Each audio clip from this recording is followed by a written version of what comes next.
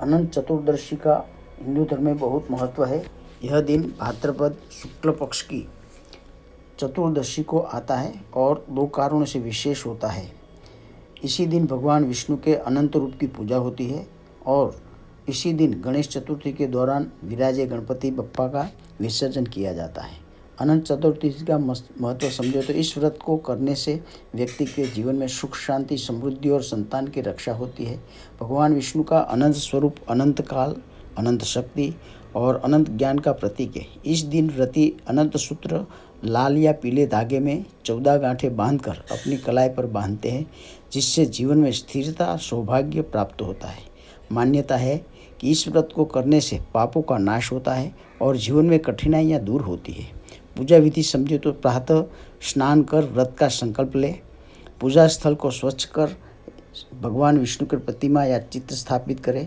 अनंत भगवान शेषनाग पर विष्णु जी की मूर्ति या चित्र को गंगा जल से स्नान कराए। धूप दीप पुष्प फल और पंचामृत से पूजा करें।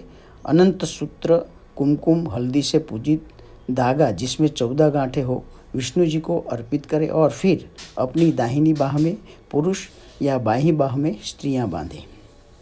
व्रत कथा सुने और प्रसाद वितरण करें। दिन भर व्रत रखकर संध्या को व्रत का समापन करें। और दूसरा है गणपति जी का विसर्जन। गणपति बप्पा मोरिया पुण्य वर्षी लवकरिया कहकर आमंत्रित करते हैं और विदाई देते हैं। यह प्रतीक है कि भगवान गणेश हर वर्ष भक्तों के घर आते हैं, विघ्नों को दूर करते हैं और फिर अपने धाम लौट जाते हैं।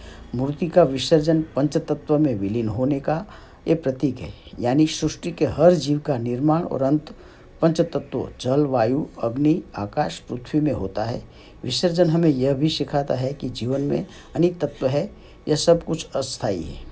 पर्यावरणीय दृष्टि से समझे तो प्रकृति मिट्टी की मूर्तियाँ जल में विलीन होकर धरती में समा जाती है और पुनः उसी मिट्टी से जीवन का निर्माण होता है।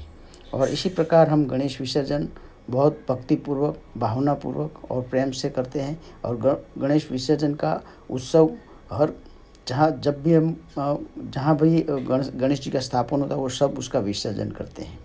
और कथा समझे तो एक बार श्री कृष्ण भगवान ने युधिष्ठिर को ये कथा बताई थी और कथा का पूरा विवरण बताया था। और एक बार भीम ने भी युधिष्ठिर को पूछा था कि भ्राता इस कथा करने से क्या फ़ायदा मिलता है, इसका क्या महत्व है, उसका पूजा विधि क्या है और कैसे करना है। तो युधिष्ठिर ने भीम को समझाते हुए एक कथा सुनाया। बहुत समय पहले सुमंत नामक ब्राह्मण अपनी पत्नी दीक्षा के साथ रहते थे। उनकी एक पुत्री थी जिसका नाम सुशीला था। जब सुशीला बड़ी हुई तो उसका विवाह कश्यप गोत्र के ऋषि कौंडिन्य से हुआ। विवाह के बाद जब सुशीला अपने पति के घर जा रही थी तो मार्ग में उसने अनेक स्त्रियों को अनंत भगवान का व्रत करते देखा। उन सब ने 14 गांठों वाला धागा अपने हाथ पर बांध रखा था। सुशीला ने उनसे यह व्रत विधि पूछी। उन्होंने बताया कि यह अनंत चतुर्दशी का व्रत है। जो भी इसे करता है उसके जीवन में दुख दरिद्रता दूर होती है और सुख समृद्धि आती है। तो सुशीला ने वहीं पर अनंत भगवान का व्रत किया और अपनी कलाई पर 14 गांठों वाला अनंत सूत्र बांध लिया। इसके प्रभाव से वह और उसका पति धनवान और सुखी हो गए। लेकिन एक दिन कौंडिन्य क्रोधावश धागा तोड़कर आग में जला दिया। इसके बाद उनके घर में विपत्ति आनी शुरू हो गई। धन दौलत नष्ट हो गई, घर में कलह रहने लगा, दरिद्रता छा गई। कौंडिन्य बहुत दुखी होकर घर छोड़कर वन में चला गया। भगवान इसके लिए उनके ऊपर बहुत क्रोधित हुए। वन में भटकते भटकते वह थक कर गिर पड़े और प्राण त्यागने लगे। तभी अनंत भगवान विष्णु ऋषि के वेश में प्रकट हुए और बोले, हे कौंडिन्य, तुमने तो जो अनंत सूत्र का अपमान किया उसी कारण तुम्हारे जीवन में यह कष्ट आया है। यदि तुम पुनः श्रद्धा भाव से अनंत व्रत करोगे तो तुम सब कुछ ठीक हो सकेगा। कौंडिन्य ने अपनी भूल स्वीकारी और प्रायश्चित किया। फिर सुशीला के साथ मिलकर 14 वर्षों तक अनंत चतुर्दशी का व्रत किया। भगवान विष्णु प्रसन्न हुए और उन्हें धन समृद्धि सुख शांति और संतति का वरदान दिया।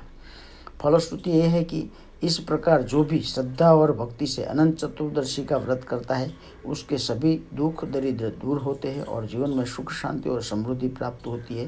यही कथा का महत्व है। तो श्री विष्णु भगवान और श्री गणपति जी भगवान को कोटि कोटि वंदन।